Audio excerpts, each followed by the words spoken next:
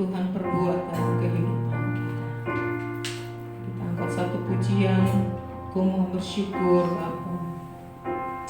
Amin, haleluya.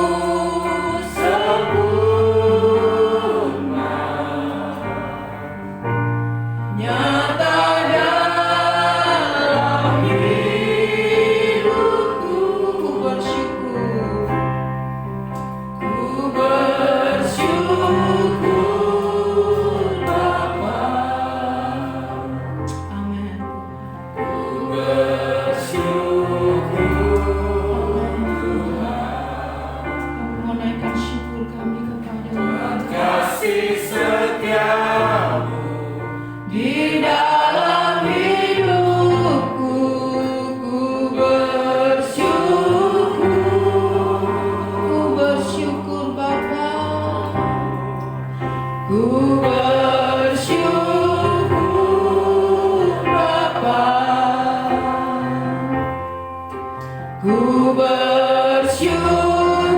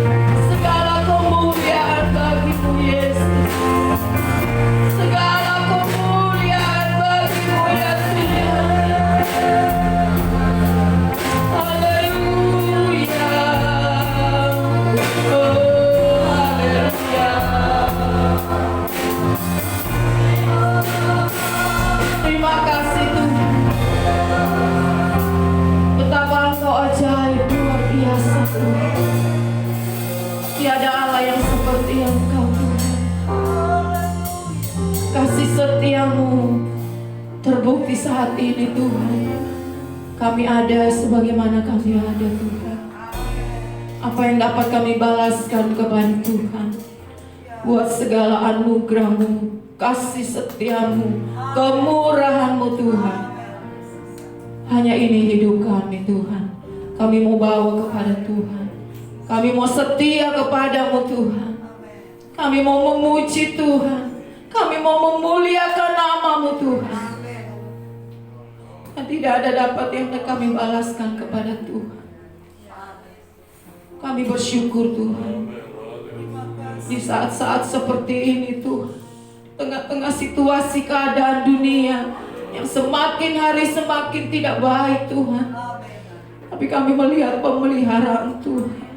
Kami boleh melihat kemurahan-Mu Tuhan, sehingga kami ada sebagaimana kami ada Tuhan. Kalau kami merenungkan betapa besar kasih Tuhan, apa yang dapat kami balaskan kepada Tuhan? Tuhan, Engkau Bapa yang selalu mengerti keberadaan kami. Engkau Bapa yang selalu mencukupkan segala kebutuhan kami. Dengan apa kami membalas kebaikan-Mu Tuhan, selain kami membawa hidup ini Tuhan, senantiasa boleh setia kepada Tuhan. Tuhan Yesus, pagi hari ini Tuhan, seberapa kami umat-Mu Tuhan, kami rindu untuk beribadah kepada Tuhan. Di tengah-tengah keadaan pandemi virus COVID ini Tuhan, betapa hati kami rindu Tuhan untuk beribadah kepada Tuhan. Karena kami percaya Tuhan, bahwa kami umat-Mu, kami jemaat Tuhan, kami harus beribadah kepada Tuhan. Keadaan apapun Tuhan yang terjadi, kami harus beribadah kepada Tuhan. Dan saat ini Tuhan, kalau kami sudah ada di rumah Tuhan, betapa hati kami rindu Tuhan untuk beribadah kepada-Mu. Sucikan, kuduskan, layakkan kami Tuhan, supaya kami berkenan ketika kami beribadah kepada Tuhan. Kami tidak lepas dari segala pelanggaran kami di hadapan Tuhan, tapi kasih setia-Mu Tuhan menguduskan dan mensucikan kami Tuhan, sehingga kami berlayak di hadapan Tuhan untuk kami beribadah kepada-Mu Tuhan. Tuhan Yesus, biar Tuhan mengurapi kami. Kami beribadah kepada Tuhan di saat kami memuji Tuhan, memuliakan nama-Mu Tuhan. Kami boleh rasakan hadirat Tuhan ada di tempat ini. Tepuk tangan kami, sorak-sorai kami Tuhan, bukan hanya sekedar kami tahu pujian ini Tuhan, tapi sungguh dari dasar hati kami yang paling dalam Tuhan, kami mau memuji Tuhan. Kami memuji Allah kami, Raja di atas segala raja. Biar hati kami sungguh terangkat di hadapan-Mu Tuhan.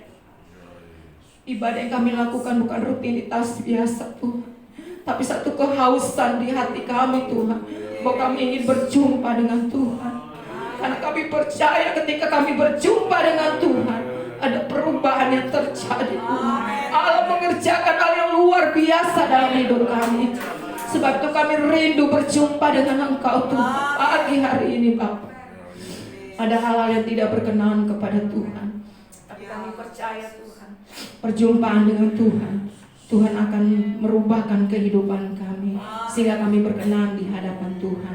Terima kasih Bapa Surgawi, terima kasih jemaat Tuhan dalam perjalanan Tuhan pimpin, tibakan di tempat ini bersama kami, memuji dan memuliakan nama Tuhan. Terima kasih Bapa.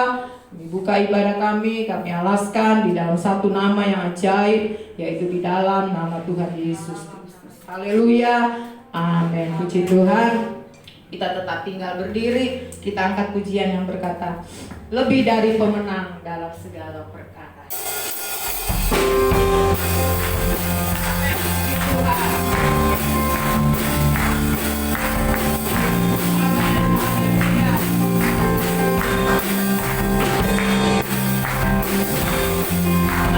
Haleluya.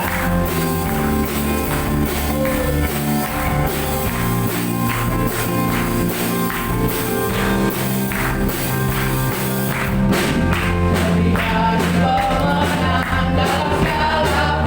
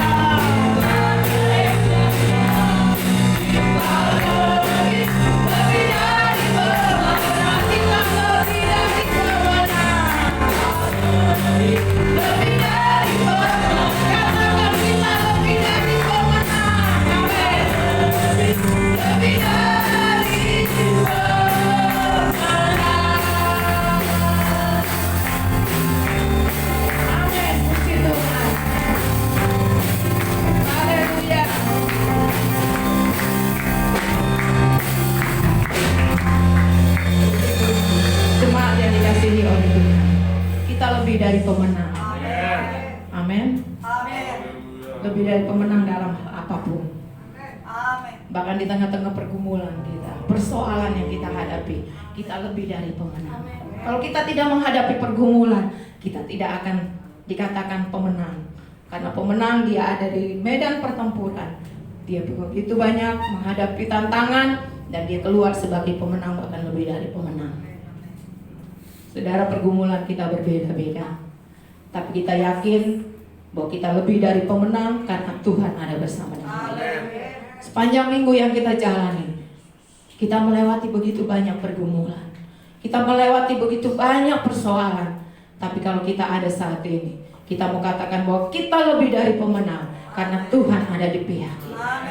Puji Tuhan, kita siapkan hati kita. Kita akan dengarkan firman Tuhan.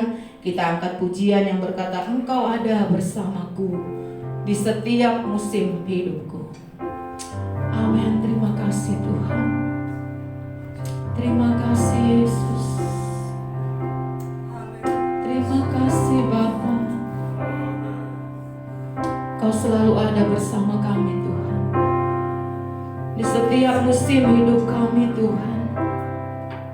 Dalam keadaan senang, keadaan susah, saat sedih Tuhan, Tuhan ada bersama dengan kami.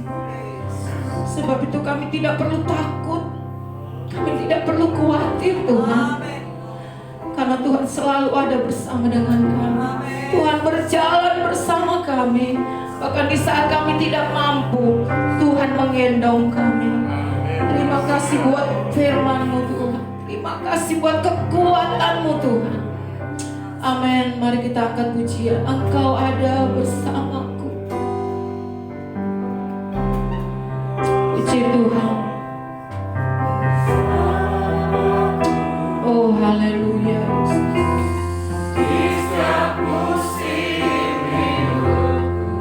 Terima kasih Tuhan. Kami boleh melewati hari lepas hari. Apapun yang kami hadapi Tuhan, Tuhan tidak pernah membiarkan kami sendiri. Terima kasih Yesus. Kekuatan di jiwaku ada bersamamu. Terima kasih Tuhan.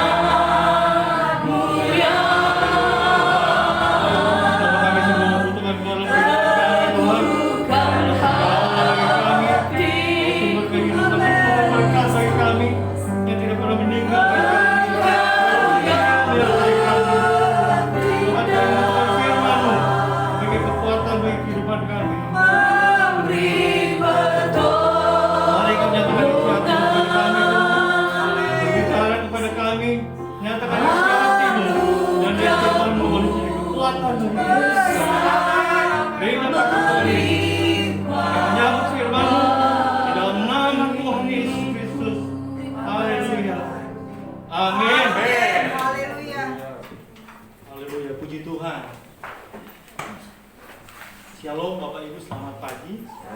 Kembali kita bertemu dalam ibadah pagi hari ini hanya karena kemurahan Tuhan, hanya karena campur tangan Tuhan.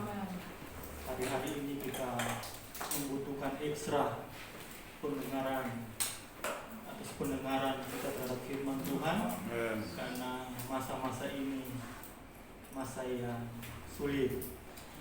COVID berdampak pada dunia usaha, banyak yang menurun penghasilannya, bahkan ada yang di PHK. Ada usaha-usaha yang sampai tutup, sehingga kalau kita tidak mendengarkan kebenaran firman Tuhan, kita akan menjadi orang-orang yang lemah. Puji Tuhan,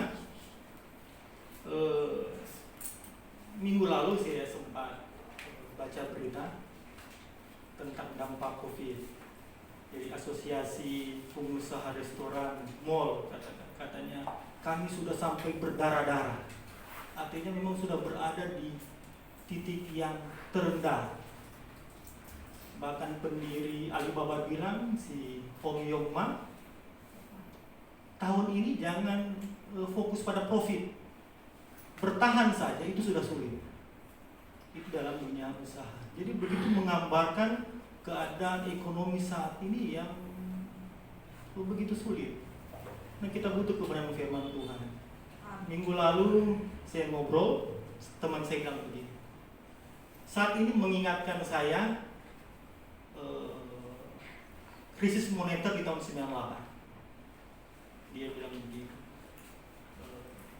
Tahun 98 itu musibah bagi banyak orang. Tapi bagi saya itu anugerah, katanya begitu.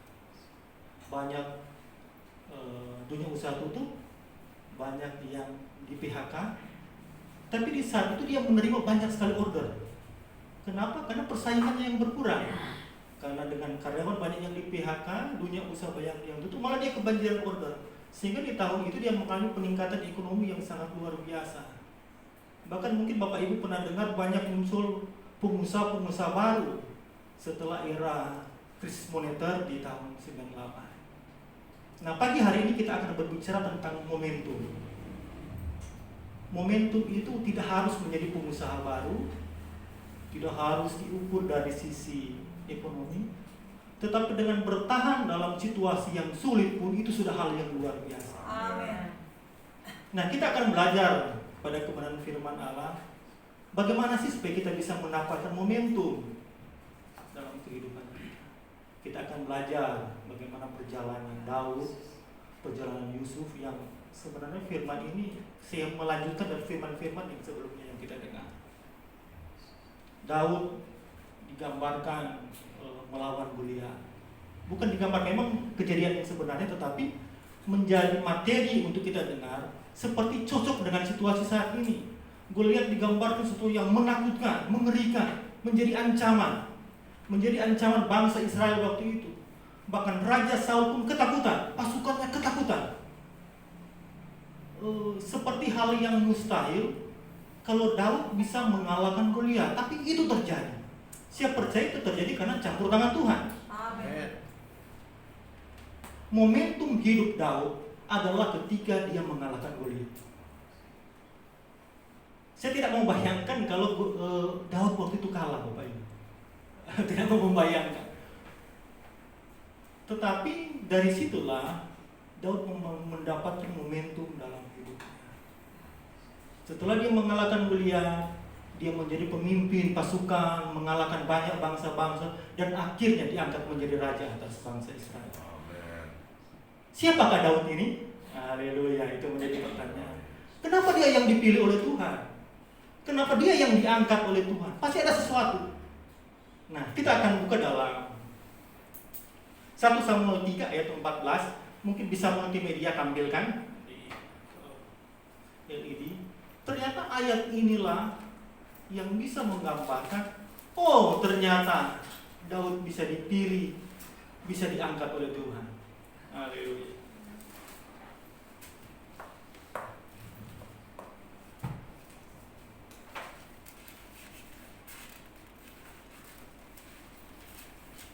Soalnya walaupun dibantu dengan kacamata, ternyata Alkitabnya cukup kecil.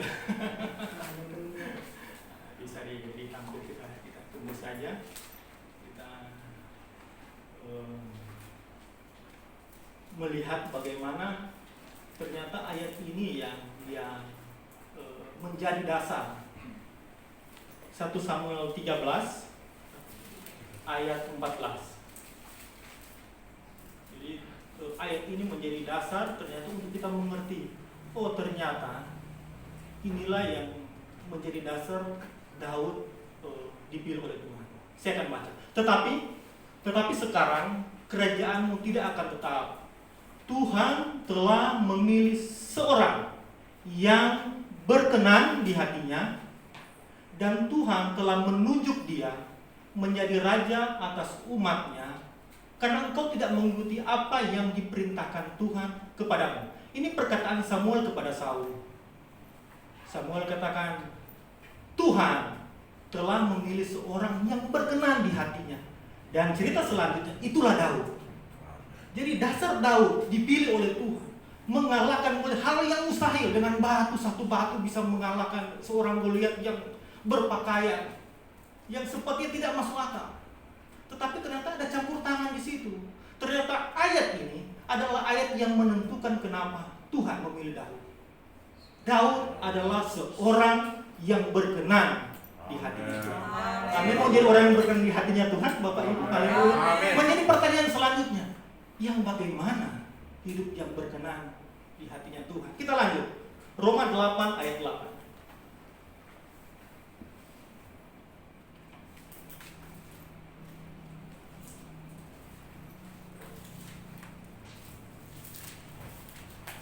Puji Tuhan, bisa ditampil. Oke.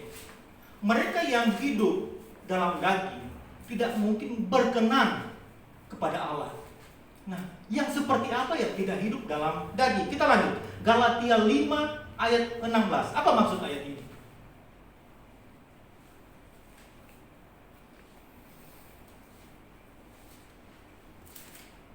Kita baca Galatia 5 ayat yang ke-16.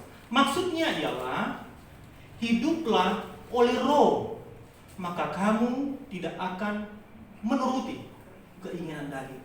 Jadi ternyata menjadi berkenan kepada Tuhan harus hidup dalam roh. Amen. Nah, hidup roh itu seperti apa? Menghasilkan buah-buah roh. Kita lanjut ke ayat berikutnya. Galatia 5 di ayat 22. Kita bisa baca apa saja sih buah-buah roh. Kita akan teringat kembali.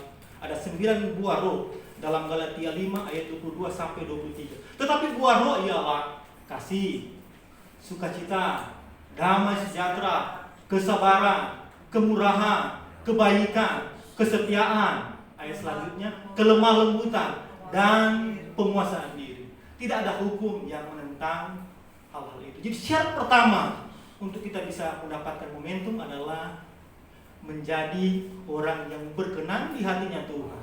Hiduplah menghasilkan buah-buah roh dalam kehidupan pribadi. Amin, puji Tuhan.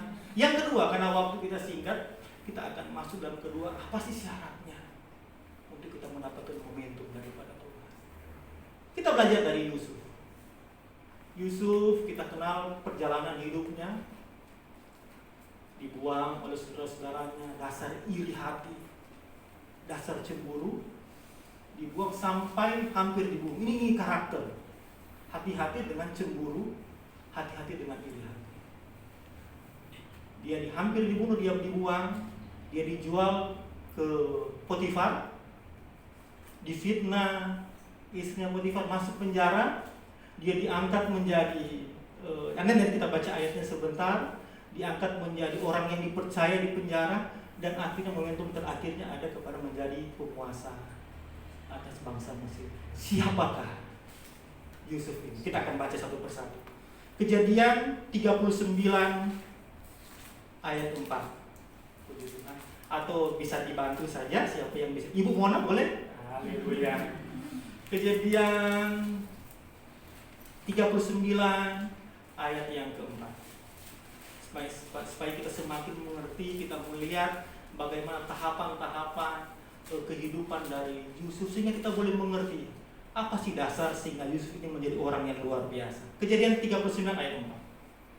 Kejadian 39 ayat 4. Maka Yusuf mendapat kasih tuannya dan ia boleh melayani dia.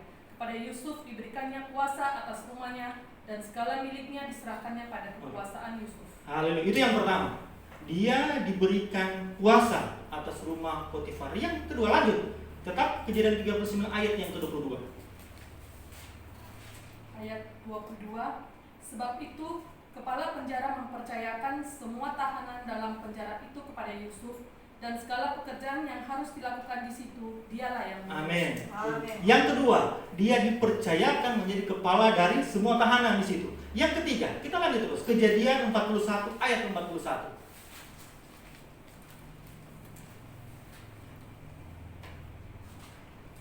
Kejadian 41 ayat 41.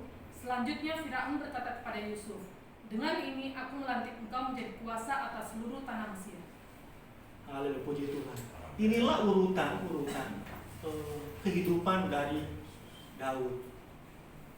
Dibuang, dari Yusuf. Dibuang oleh saudara-saudaranya di Potifar. Di situ dia mendapat kepercayaan.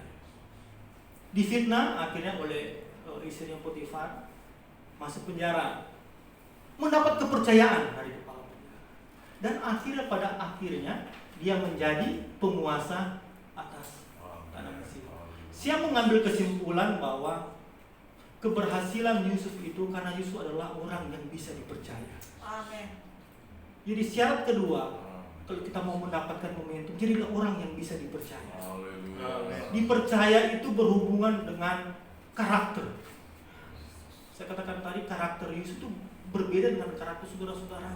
Karakter iri, karakter cemburu, bahkan yang hampir membunuh. Berbeda dengan karakter Yusuf, berbelas kasih. Dia mengampuni saudara-saudara. Dia diberikan kepercayaan dimanapun dia berada. Jadi dimanapun dia berada dalam situasi sulit, dia bisa menjadi berkat, sehingga dia dipercayakan berbagai posisi dalam pembacaan firman Allah. Saya pernah membaca, mungkin Bapak Ibu juga pernah membaca, ada survei yang dibuat oleh penulis namanya Thomas Stanley. Faktor-faktor yang menentukan keberhasilan. Dalam 5 besar itu hampir semuanya berhubungan dengan karakter. Mengejutkan kenapa? Nilai waktu sekolah, nilai ranking waktu sekolah tidak masuk dalam 20 besar. Pendidikan kampus yang ternama, sekolah yang favorit tidak masuk dalam 20 besar. IQ pun tidak masuk dalam 20 besar. Apa yang pertama? Faktor penentu, kejujuran. Faktor yang kedua, disiplin. Faktor yang ketiga, kalau nggak salah, pintar bergaul. Seperti itu kalau saya bilang. Keempat, faktor pendamping.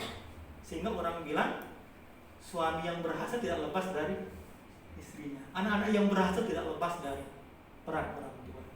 Dan kelima, kerja keras. Faktor-faktor inilah yang menjadi 5 faktor utama dalam riset itu yang menentukan keberhasilan orang. Jadi faktor karakter itu sangat berpengaruh. Bahkan sekolah pun sudah mengadopsi. Tidak ada lagi ranking-ranking di sekolah. Lebih memprioritaskan pendidikan karakter. Karena ternyata faktor karakter ini adalah faktor yang sangat menentukan. Jadilah orang yang bisa dipercaya. Orang yang bisa dipercaya kalau dia dagang, kalaupun dia kena tipu, jatuh, itu dia akan cepat bangkit lagi. Kenapa? Banyak orang-orang yang ingin bekerja sama dengan dia. Paling datang supplier, Pak, kok saya kasih barang, kok jual aja deh. Gampang, kalau sudah terjual baru bayar. Itu ciri-ciri orang yang bisa dipercaya. Kalaupun dia jatuh, dia akan gampang untuk diangkat kembali. Banyak orang yang membutuhkan dia. Banyak orang yang ingin bekerja sama dengan orang yang bisa dipercaya. Jadilah orang yang bisa dipercaya. Faktor yang ketiga, karena waktu kita dipersingkat, Kita akan baca dalam Amsal 12 ayat 11. Apa kata Amsal dalam ayat ini? Kalau Ibu Mona, haleluya, bisa kita bekerja sama hari ini. Puji Tuhan. Amsal 12 ayat yang ke-11. Ini faktor ketiga yang menentukan. Amsal 12 ayat ke-11. Siapa mengerjakan tanahnya akan kenyang dengan makanan, tapi siapa mengejar barang yang sia-sia tidak berakal budi. Siapa mengerjakan tanahnya akan kenyang dengan makanan, tapi siapa mengejar barang yang sia-sia tidak berakal budi. Arti mengerjakan tanahnya adalah kerjakan apa yang bisa kita kerjakan. Kita tidak bisa berharap tiba-tiba satu karung uang turun di depan rumah. Tidak bisa berharap seperti itu. Mengerjakan itu berhubungan dengan kerajinan. Amsal bilang belajarlah pada semut, hai pemalas. Dia mengumpulkan makanannya pada waktu apa ya? Saya lupa. Ada lagi musimnya, saya lupa ya. Artinya menggambarkan bahwa ada masanya pun di mana kita tidak akan bisa bekerja, tidak bisa menghasilkan. Swasta ada masa pensiunnya, ASN ada juga masa pensiunnya. Ada masanya kita harus mengumpulkan lebih awal. Semut pun tahu itu ternyata. Jadi kerajinan itu dibutuhkan sekali Bapak Ibu. Yang pertama kita sudah lihat dari Daud, haruslah menjadi orang yang berkenan. Yang kedua kita sudah belajar dari Yusuf, harus menjadi orang yang bisa dipercaya. Tapi itu pun tidak cukup. Harus ada sesuatu dari pribadi kita yang bergerak. Anak-anak muda harus jadikan kerajinan itu menjadi kebiasaan. Harus dilatih menjadi kebiasaan. Kebiasaanmu akan sangat menentukan bagaimana kamu nanti. Jangan sudah menyesal, sudah tua. Aku saya menyesal. Orang kalau malas, sudah pegang ijazah pun dia untuk cari kerja aja nggak bergerak. Itu dia sudah pegang ijazah. Jadi kerajinan itu harus dilatih. Jangan sudah tua baru menyesal kenapa saya tidak begini, kenapa saya tidak begini. Memang biasanya menyesal di akhir ya. Kalau di awal apa namanya pendaftaran. Sudah tua baru menyesal. Jadi kebiasaan kita saat ini, khususnya anak-anak muda, menentukan bagaimana hidupmu nanti di masa yang akan datang. Jangan karena libur bangunnya siang. Sudah mau makan siang lagi baru bangun. Dibiasakan dari rumah, bangun pagi, bersihkan apa yang bisa dibersihkan, ngepel, nyapu, lap apa yang bisa untuk melatih diri kita, itu untuk masa depan kita sendiri.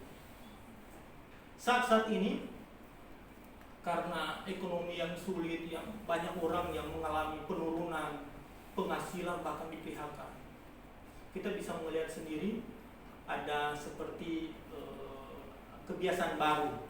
Orang tiba-tiba jual ini, jual itu, sesuatu yang sangat baik sekali. Bapak Ibu, ada teman yang buka PO, nah gitu ya, hari Senin, nah gitu. Hari Senin, hari Rabu, nah, di dalam seminggu dia buka PO. Walaupun dia masih bekerja, tapi karena dia mengalami menurun penghasilan, akhirnya harus ada sesuatu yang kita buat. Dan puji Tuhan banyak yang order. Ada lagi teman yang mobilnya dia parkir khusus Sabtu Minggu, jual mie ayam. Haleluya. Sesuatu yang sangat baik untuk menaikkan kembali perekonomian. Saat-saat ini apalagi kita dibantu oleh media sosial, rata-rata punya HP. Si Jack Ma bilang usaha kecil akan menguasai perdagangan hanya dengan segenggam HP. E-commerce maksudnya. Tidak rugi jualan di e-commerce. Apalagi kalau buka PO kan, orang sudah pesan dulu, baru kita bikin. Saat-saat ini butuh sesuatu yang dimana kita harus bergerak. Tidak cukup kalau hanya berdiam diri. Harus ada yang keluar dari diri kita, harus action. Orang pintar banyak Bapak Ibu, tetapi orang yang bergerak itu nggak banyak. Orang yang bereaksi itu tidak banyak. Harus bergerak. Kalau dulu orang tua, oma-oma, opa-opa kalau mau ngajarin handphone dia ke cucu, ngajarin dulu. Sekarang oma-oma sudah pintar. Haleluya. Sudah bisa ngirim di WA, bisa ngirim stiker ini yang lucu-lucu. Saya sampai sekarang nggak bisa. Ambil di mana yang stiker ini ya? Yang lucu-lucu kalau di WA nggak bisa. Belum belajar. Tapi oma-oma, opa-opa banyak yang sudah. Artinya sudah sangat memahami dengan handphone. Dulu orang tua marah-marah anaknya pegang handphone. Sekarang sudah nggak bisa. Karena orang pun sekarang bekerja dengan HP. Termasuk saya itu bekerja dengan HP. Karena ada e-commerce, ada di marketplace yang saya jual barang. Jadi selalu pegang HP. Mungkin orang melihat kok pegang HP terus, tapi itulah kerjaan saya jual di situ. Saat ini apapun yang bisa kita kerjakan, kita kerjakan. Nggak apa-apa kita masak, kita foto, upload di media sosial, kita bagikan. Arti mengerjakan tanahnya, kerjakan apa yang kita bisa. Kita bisa hanya buat nasi kuning, jual nasi kuning. Hanya bisa bikin mie ayam, jual mie ayam. Jangan berserah pada dalam keadaan. Apa yang kita bisa buat, kita buat. Apa yang bisa kita kerjakan, kita kerjakan. Saat ini situasi yang sulit. Kenapa? Kan tidak tahu berakhir sampai kapan. Harus ada sesuatu yang muncul dari dalam diri kita, supaya itu boleh menghasilkan. Kalau beberapa waktu yang lalu, karena saya jualan baterai, saya termasuk tidak suka dengan jual online. Kenapa? Karena di harga di online itu saling bersaing. Jadi keuntungannya kecil Bapak Ibu. Tetapi setelah saya pikir-pikir, saya ketinggalan. Dan akhirnya mulai tahun depan saya sudah masukin produk di Tokopedia, di Shopee, di Bukalapak. Dan puji Tuhan, di saat pandemi seperti ini, malah yang mengalami peningkatan penjualan di e-commerce. Saya melihat kalau yang datang ke toko saya semakin kesini semakin kurang minat, tetapi mengalami peningkatan dalam hal e-commerce-nya. Gunakan itu, gunakan. Semua pegang, ada alatnya. Anak-anak muda bisa belajar dari sekarang. Karena banyak yang mengatakan beberapa tahun ke depan yang akan menguasai pasar adalah orang yang memanfaatkan e-commerce. Jadi gunakan. Tidak harus anak muda, haleluya. Karena orang tua pun terbukti bisa ya. Kalau biasa kita mungkin kirim WA setiap pagi, awali pagi hari ini dengan senyuman. Ditambah di bawahnya tersedia ayam, tersedia nasi kuning. Tidak apa-apa. Kita menggairahkan lagi kehidupan kita. Minimal ada sesuatu yang kita bisa buat yang bisa bermanfaat, sehingga kita tidak tergantung dengan situasi saat ini. Pandemi ini tidak tahu sampai kapan. Kalau kita tidak bergerak, tidak akan bisa dapat apa-apa. Yang pertama, jadilah orang yang berkenan kepada Tuhan. Yang kedua, jadilah orang yang bisa dipercaya. Orang bisa dipercaya, banyak orang yang membutuhkan. Dan yang ketiga, kerjakan apa yang bisa kita kerjakan. Saya akhiri firman Allah pagi hari ini. Mari Bapak Ibu, ku tak akan menyerah pada apapun juga, sebelum ku coba semua yang ku bisa, tetapi ku berserah kepada kehendakmu. Hatiku percaya Tuhan punya rencana. Ku tak akan menyerah. Coba kita bangkit berdiri. Ku tak akan menyerah pada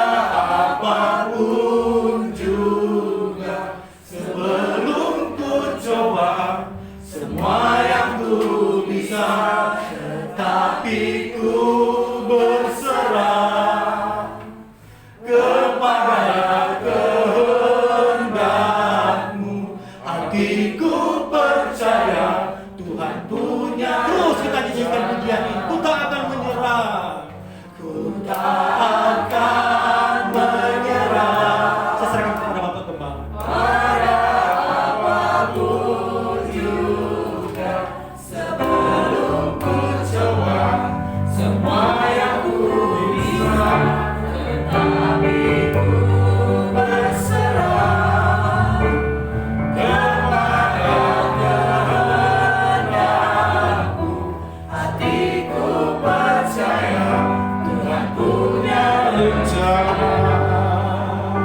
Saudara yang saya kasih dalam Tuhan, pada pagi hari ini saya mau katakan bahwa Yusuf, dia berada pada krisis yang luar biasa. Keluarganya membenci, keluarganya membuang dia, tapi dia tidak menyerah dengan keadaan tersebut. Dia tetap percaya kepada Tuhan dan sambil melakukan apa yang bisa dia lakukan untuk berkenan kepada Tuhan, untuk supaya dia bisa dipercaya. Dan saudara yang saya kasih dalam Tuhan, kita yang ada pada pagi hari ini, mari kita mau berserah kepada Tuhan. Kita jadikan hidup kita berkenan kepada Tuhan. Kita jadikan hidup kita benar-benar layak di hadapan Tuhan, supaya Tuhan memberikan ruang bagi kita untuk kita boleh berhasil di tengah-tengah kesukaran. Tetap berbuah di tengah-tengah kesukaran. Haleluya Yesus, haleluya. Kita nyanyi itu pujian bersama-Mu Bapa, refnya saja. Dengan sungguh-sungguh kita nyanyikan pujian ini. Kita percaya Tuhan ada untuk memberkati kita. Saudara mungkin saudara berkata,